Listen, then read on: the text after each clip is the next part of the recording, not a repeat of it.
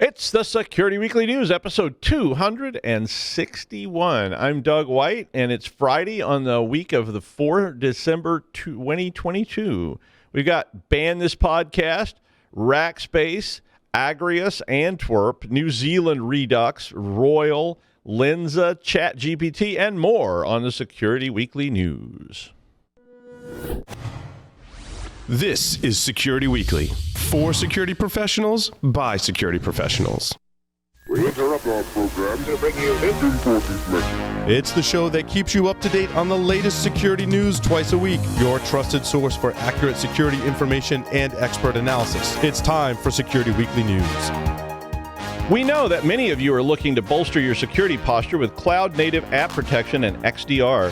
So if you haven't heard of Upticks, put them on your radar. They offer both cloud and endpoint security in a single solution. Listeners can use Upticks for up to 1,000 assets for a full year for only $1. But hurry, this offer is available only through December 31st at securityweekly.com/Upticks. That's UPTYCS, Upticks. How is your business staying one step ahead of cybercriminals? Secure your email, applications, network, and data with Barracuda. Protect your business and go from zero to security in no time flat. Whether your team is working in one location or many, Barracuda has solutions that are easy to buy, deploy, and use. Learn how Barracuda can protect your business against ransomware, phishing, and other cyber attacks. Visit securityweekly.com/Barracuda. That's securityweekly.com/Barracuda. Barracuda, your journey secured. All right, it's the Security Weekly News. Be sure, last night I was doing a thing for InfraGard, and it was like one of the first sort of like events that we've had since the pandemic. And it made me think that next Wednesday is the first time in a while we've done the sort of like Security Weekly holiday all day hoo-ha.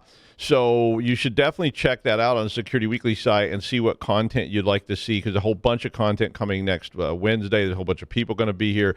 It's starting to sound like, the old days where we had, exciting all-day drunken festivals. Yeah. So be sure and check that out. They got a lot of content. So go look that up and see. I don't even know what I'm supposed to be on yet, but I'm sure we'll all find out. Rackspace confirmed that their outage was indeed a ransomware attack on their hosted exchange. And they called it an isolated disruption, which had that sort of marketing legal feel to it. They said on Friday, the 2nd of December, they became aware of suspicious activity and immediately took proactive measures. Again, very legal sounding. Immediately took proactive measures to isolate the hosted exchange environment to contain the incident, which actually sounds like a good idea. They said they believe the incident was isolated to hosted exchange and that they would notify any customers if they determined in the course of their investigation that any customer data was actually accessed. There was an 8K filing, which is an SEC required document in the United States, but then 8K filing revealed that they expected a loss of revenue this year due to the impact of the ransomware attack. And they went on to say that they did not yet have a timeline for restoration of hosted exchange, but they are providing a temporary solution, which sounds like one of those things you have to do, but it's like, wow, maybe people won't come back.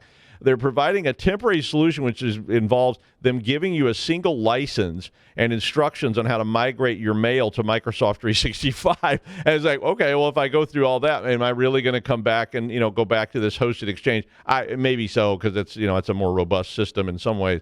But they said they would provide the license until the outage is resolved, and they're also providing a forwarding option that will automatically route all mail that is arriving to an external mail address that you provide. So they do have something for you if you're struggling with that. Antwerp, Belgium is still trying to get all their services back online after an attack on their digital provider. So this is another supply chain kind of issue. The disruption is currently preventing access to services used by schools, daycare centers, police departments, and other citizen services in Belgium or in Antwerp. There is, which is in Belgium. But there's very little information yet on this attack, but they said that it points to a ransomware attack and that the attack was not on the city itself, but it was on their service provider, Digipolis. I don't know how to pronounce that, Digipolis, which apparently is providing administrative software tools. email, phone service, and almost all the Windows applications. So this must be like back-end software. Apparently, all of the Windows applications have been affected as well. I mean, I don't do that many ransomware stories anymore because, there's so many every day. But just to remind you that, you need to have a plan in place. And this is the important one. I'm going to do another story about this. You need to exercise it. Not just have a plan, and ensure that you understand the impact of the supply chain as well. Because just saying we've got all our stuff under control, if you're going to be impacted by cloud outages like Exchange, like hosted Exchange, or cloud outages like this provider, or even your actual internet connections, you really need to have a continuity plan that you have practiced, or you're probably going to be down for a while. And in this case, you're at the mercy of somebody else. All right, we had a small technical difficulty there. I fell off the stool and landed I'm just kidding. We had a small technical, so we're going to pick it back up there. So the story we're talking about was a post-mortem of the New Zealand Health Board cyber attack was released. And I'm not going to go through the whole report, and you are welcome to, and the link is there. But this outage that this was reporting on was a month-long health board outage last year. And it showed that despite being prepared with clear awareness of cybersecurity priority, and the response to the incident was damaged by a lack of practiced preparedness and missteps. And I mean, so when we were auditing people, I usually went and asked them if they had a plan. And some of them, would say, yeah, I have a plan. And we would ask to look at the plan. And the plan would be like, a sheet of paper that says, in the event of emergency, and that was all it said. Other people said, we have a plan. And our first step in that was then to say, okay, an incident has just started. And that person right there that I knew they were depending on has just vanished in a puff of smoke due to some kind of alien probe attempt. What do you do first? And, no. I'm not just saying, because they would always go, we call Chat. I'm like, okay, call Chat. And then they, the number would be bad, and it usually just degenerated from there. They would, this number's been disconnected. He must have got a new phone. We don't know how to contact him. How do you contact legal? Oh, it's we don't actually have that number. I would get Debbie. Oh, she's on vacation this week. And it was amazing how quickly plans degenerated. And it was a Sun Tzu that said, like most plans don't survive first contact with the enemy. Maybe it was Sun Tzu. Could have been General Patton. I don't know. Somebody said that. But I can make all kinds of plans to work out, and I can spend millions of dollars on equipment, training plans, and protein powder and everything else. But if I don't actually practice, I don't work out, I don't actually go skiing, I'm probably not going to be able to ski effectively just from watching and reading about skiing. That helps, but it's better than nothing. But you really, you can read all the material in the world, but it doesn't substitute for actually exercising that plan. So you need to be exercising them. And I don't mean the one where the CISO says, we're good, right? And you say, we're good. And everybody puts check marks in boxes. You actually need to conduct exercises, even beyond tabletop exercises, to go to the point where you're actually saying, call that person, enact this plan, restore the backups, and see what happens. Because you're going to find problems in your plans if you do that. And like I say, if you call your legal team and the number's outdated, who do you call then? It's a big deal. So read this article and start practicing and exercising your plans. In the same light, the Department of Health and Human Services, HHS, issued a warning to healthcare about Royal ransomware. So this was another one. The Royal ransomware was first reported back in September, and it is used by a financially motivated attacker that uses known tools for various actions like exfiltration. In fact, initially they were saying this looked like another ransomware as a service type, attacker, but then they realized that this is a private group that actually is using this thing that they're calling Royal ransomware. The group demands ransoms anywhere from $250,000 to millions of dollars. Royal is apparently operated by a private group, which seems to consist of experienced attackers from other groups based on the elements used. So they're just sort of, extrapolating what might be going on here. It's written in C++. It deletes volume shadow copies and then encrypts data on local drives and network shares with AES. So pretty typical ransomware. But they did issue a warning that this is actively being done. So if you're in healthcare, you may want to read up on this and make sure you have, some new warnings and so forth. Google Tag issued an announcement on the 7th of December that a North Korean-backed threat group was exploiting an Internet Explorer 0 day in the wild. The group, which is just called APT-37, has traditionally targeted users in South Korea, and in particular, they target journalists, policymakers, activists, and North Korean defectors. The flaw that they're using to do this is in a JavaScript engine, and it allows remote code execution. It's a little old, I guess. Microsoft stopped supporting Explorer earlier this year, so in theory, people have been getting off of the Explorer train. But this flaw actually may be exploited in Office documents because the Explorer base engine is still integrated in Office. The attack used the Seoul Halloween tragedy where 160 people were crushed to death. If you saw, it was awful. And they're using that as a lure. So it's a pretty sleazy, awful, it's what you would expect from an evil, nation state. But they're using that as a lure, and they're getting victims to that click on the lure to download an RTF remote template. And if you're familiar with that RTF remote template can then fetch remote HTML. So they pull that down and then exploit this JavaScript problem. TAG was unable to determine what the final payload was, but they said that APT-37 in the past has used various implants which typically abuse cloud services as a command and control channel and have typical backdoor features. So a lot of, if you have that kind of preparedness to deal with that sort of stuff, egress, monitoring and so forth, you may be able to thwart this, but be careful. A group linked to Iran named Agrius is using a new wiper in attacks which target South African, Israeli, and Hong Kong firms, as well as United Arab Emirates organizations. The group's been active since 2020 and is exploiting known vulnerabilities for initial access. So unlike phishing attacks, they're actually using known vulnerabilities, so, patch up. They had previously used a tool called Apostle Wiper, which is disguised as ransomware, and which is, to me, kind of ironic. But, this is one of those things where you're trying to realize what to do about the ransomware. It's actually wiping all your drives. And then they updated Apostle into actual malware later. But their newly identified wiper is built based on that Apostle model, but it did drop the whole ransomware masquerade business. The new one is named Fantasy by whoever does the naming of these things. I really want the job, but then you're going to get a lot more stuff called Octorang and Burrowing Parasite if I get that job. But it'll be fun, right? Fantasy apparently was first used against a diamond industry firm in South Africa back in March. And that was 3 weeks after the organization was infected through an unknown vector with credential harvesting tools, but they said they used known, so they probably coming in through any one of these known public exploits. They spent time in the system doing recon and lateral movement before they deployed the Fantasy execution tool, which that tool is called Sandals.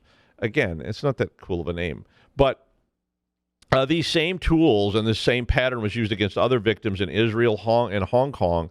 Other tools that they were using were Minidump, Secrets Dump, and Host2IP, which all, in various combinations allow for the harvesting of usernames, passwords, host names, and so forth. So it sounds like that the wiper is being used just to cover up their exfiltration of data.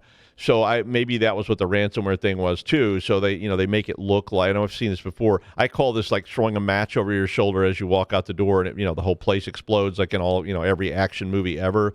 So Nicolas Cage throws, a lit Zippo lighter over his, right shoulder, and the building goes up. And this is kind of what I've seen people do. Fantasy replaces the contents of targeted files. So this is definitely a wiper because it's going in and actually wiping the contents, and then it deletes them. So even if you try to recover, you're getting back garbage. It clears the Windows event log. It tries to delete the entire system drive, so it doesn't even want you to be able to boot up. It clears the system cache memory. It overwrites the master boot record, and then it deletes itself. So you're basically left with a dead hard drive that's got nothing on it. So definitely keep an eye out for this. Lensa, which is the latest rage in AI art. So there's so many of these now. But Lensa allows you to subscribe. So this is a pay service. And you upload, some large, I think they said 8 to 50 pictures of yourself, and then basically ask Lensa to generate versions of you in a lot of different formats. Like, what if I was an elf in an anime? The same kind of stuff that you're doing with DALL-E and so forth. But these things are really popular on social media to create avatars. And we all pretty familiar with this. But an interesting issue in this article emerged, basically a claim that Magic Avatars, which is another service, has been using artists' techniques without consent has been made. And it's not really clear how the law applies. So it's kind of like that business where, people reproduce Vermeers, they use that same magic camera or whatever that's called, camera, I don't remember what it is. I'm sure all of you know what it is. But you use that where you project the image and then paint over it.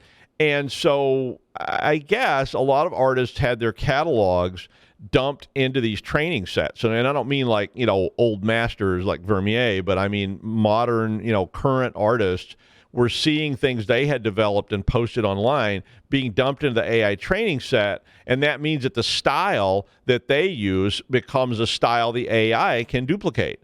And, because I always ask DALL-E 2 for, art painted in the style of Hieronymus Bosch or painted in the style of Rembrandt or whatever, because it gets you back some pretty cool art that you kind of have a feeling for it. Now, Bosch and Rembrandt have been dead for a while, so neither of them probably care and would think the whole thing was witchcraft or something anyway. But basically, Lensa is using some base avatars as its training set, and some artists say these styles belong to them. Now, Lauren Ipsum, who's an artist, said, quote, "Artificial intelligence may have created these original avatars, but smaller elements that feed the creation, color palettes, brush strokes, textures, individual styles, were taken from artists like herself without consent, credit, or compensation." Now, Lensa uses Stable Diffusion, which is an open source neural net, and it basically learns by grabbing images from the internet. So it goes out, and I don't know if it's scraping them or how it gets them, but however it gets them. And that the basic set used 5.85 billion images paired with text as a training set. So this is classic neural net kind of stuff. Now, Leon 5B is the database of all these images and text. So that's what the name of that is. And Leon 5B is legal, apparently, and that it's absorbing images as a nonprofit research entity, and therefore it seems like this is somehow allowed. And I'm not an attorney, so, if you are, you're welcome to think about this. But Lensa, so this is the problem. Lensa is taking the nonprofit research database and monetizing this database for sale, which means somebody's probably going to have to explain all this to a judge who has a flip phone at some point. So that's definitely worth the read. I had a problem with this myself. There was a database of forensic cases, and one of the things I had to sign was that I would not use anything from this database, for any sort of monetization, which, wasn't a huge problem. Anyway, check it out. Well, the threat of the week for me is going to be best intentions. I saw this story, and it's quite interesting to me about this. Larry Hogan, who is the outgoing governor of Maryland, of the state of Maryland in the United States, issued an emergency executive order banning state employees from using a whole bunch of things this week. Just up and banned it. Okay, I'm gonna put out an executive order. Now, understand, I'm not knocking Larry Hogan or bashing this and that's why I call this best intentions. But I did want to talk about it a bit because, in this emergency cybersecurity directive, the state of Maryland flagged 8 companies that present, quote, an unacceptable level of cybersecurity risk to the state. And they immediately banned those companies from being used by the state government employees for any official business. Now, the list includes Huawei, wow, big surprise, ZTE, again, big surprise, Alipay, a big surprise, Tencent, big surprise, WeChat, QQ Wallet, and Kaspersky. No surprises on the list. I mean, none at all. I'm surprised the list isn't a lot longer, but that all of those companies, if you're unfamiliar with them, are usually either Chinese companies. Most of them are Chinese, and Kaspersky is a Russian company. The order has a 2-week timeline for everyone to stop using TikTok on the state's dime, I guess. I mean, I get it. All my life, Russia and its larger former counterpart, the Soviet Union and China, have been designated hostile foreign powers. Eurasia and East Asia, at least in the novel 1984. But so it seems like it would follow that the U.S. government and state governments would not use products, software, material, and such that were manufactured by hostile foreign powers, right? I mean, that makes sense to me. But now Russia didn't used to have very much we wanted. Right? I mean, you look at stuff from Russia, and they didn't really make things that a lot of Americans wanted to consume. Now, I personally like borscht quite a lot, and caviar is good. And if you want a Zaz 968, which if you've never seen a Zaz 968, it is like the coolest looking car. It's like a cartoon version of the Corvair my dad had. I mean, literally, it looks like a cartoon version, like made by one of those AIs of a Corvair. But China? Well, I mean, how many things on my desk when I was writing this were made in China? I mean, it's just like, okay, Chinese. I mean, and not because I typically go out of my way to buy Chinese things, but I'm holding an iPhone. I mean, that was probably made in China. Intel, probably made in China. I mean, how many of the apps on my system were written in China or Russia? But I mean, Russia spent a lot of time developing their computer science programs, and so they make a lot of apps too. So we do want things from hostile foreign powers that we can't get at home. I mean, who needs a VAZ 2101 when you can just buy a Fiat 124 that was made in Italy? And I mean, that car kind of looks like a Fiat 124. And if you're wondering, these are all really old cars that I like. East Germany and Russia made some awesome, fun cars, like Ladas and all those kind of things back in the day. And they weren't necessarily good cars. And some of them are like famous for being bad cars, like Moskviches and those kind of things. But they're fun and interesting. But anyway, let's think about the whole problem then. So, and I know it's slowly going to slink back around to being about supply chain anyway. But this is an interesting emergency directive. Best intentions, So now you can't use TikTok on your state-issued phone. That sounds like a good idea to me. But can you have TikTok on your personal phone that's in your pocket connected to the Wi-Fi in the state offices? I mean, maybe the directive actually gets that granular about it and they explain it. But I mean, I have this state-issued lockdown phone that can only have good old American apps on it, but my other device in my pocket is loaded down with Kaspersky 10-cent games, Alipay, Shipion, Super Great Gamer, Xiangdi, and so forth. And again, I'm not saying this was a bad move, and I'm not bashing the governor for doing it. I'm just wondering if it will actually accomplish anything. I mean, other than let people feel a little better, best intentions. I mean, how locked down are the state of Maryland devices? Do they contain Chinese-made chips, Chinese-made UEFI and network stacks, and Chinese-made apps that weren't covered? I mean, is there some kind of S-bomb in the state of Maryland that says, I realize this game didn't come from China, but it uses the engine that Tencent developed and was licensed? I mean, how do you keep this under control? Do they really understand that my new all-American gamer with American apple pie weapon game was coded in India and used modules developed by the Rhodesian secret police in China, who actually bought all the code from a guy in Iran named Bert? I mean, that's kind of where it starts to go off the rails, right? Because it sounds like a good idea, like those 10-cent games. But, I mean, how many other games that people have on their phones were actually coded with APIs and libraries and who knows what that were written in Russia? I mean, that's how I would do it. I mean, think about the cars again. Maybe you have a cool American car, right? I mean, what's more American than a Cadillac? I don't particularly like them, but, I mean, the Cadillac CT6 2018 model was made in Shanghai. Cadillac, but it was made in Shanghai. The ever-iconic Swedish Volvo, China. Then it gets even more complicated. Volvo, which has this software they're always trying to sell everybody called Polestar. Well, guess what? Polestar is a Chinese brand that was formed as a joint venture between Volvo and China's Zhejiang Geely Holding, which is the largest automaker in China. And wait for it, Geely Holding, I see you shiver with anticipation, owns Volvo. What? So Geely Holding, which is a Chinese company, and note that they never use Zhejiang on their website. It's just called Geely Holding, owns Volvo.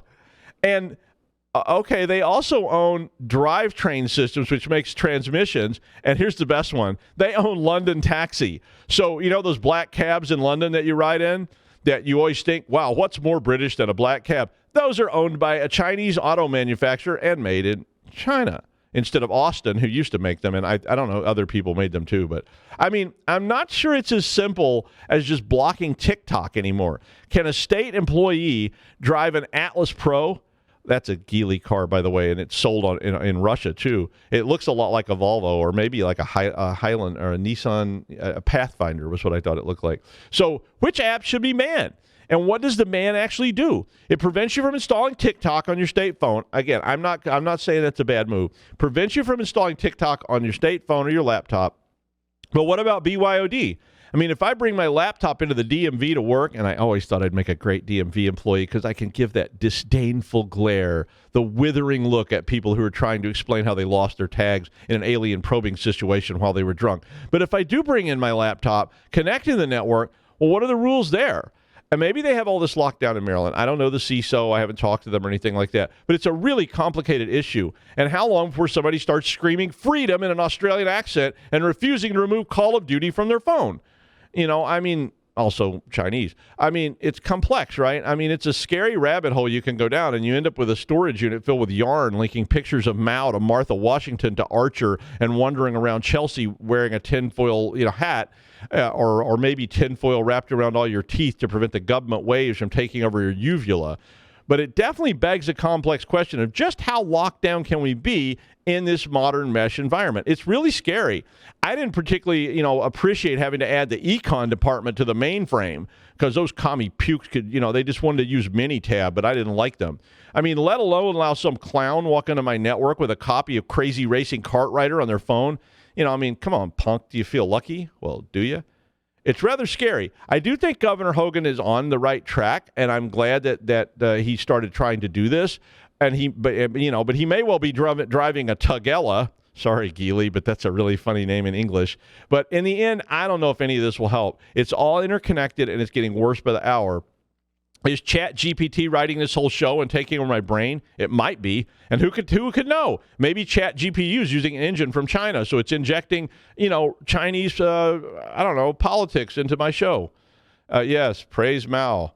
Anyway, and finally, if you haven't heard about Chat-GPT, which I just mentioned, well, you probably heard about it, but I don't know, maybe you haven't. But it's another AI tool that can write your term paper on Franklin Pierce for you, correct your coding, or even write you some new code based on a request. So it's getting a lot like the enterprise computer, and you say, hey, computer, I need this algorithm, and Majel Barrett says, computing, and they give it, yeah. It could maybe even write a podcast script. I saw some stuff about that. So supposedly it's the most advanced chatbot to date. I have not had a chance to actually fiddle with it yet. It was built by OpenAI that also made DALL-E 2, which I've used a lot. And in its first 5 days of operation, 1 million people agreed to test it. And I think Aaron Levy's tweet says it all. Quote, Chat-GPT is one of those rare moments in technology where you see a glimmer of how everything is going to be different going forward. And I really agree with him. I think that this is one of these moments which maybe we'll all be talking about in 15 more years going, remember that day when all that stuff took over and now we all, we're all living under Skynet rule. It is really cool, though, so check it out. And that's the news. I'll see you next week on the Security Weekly News.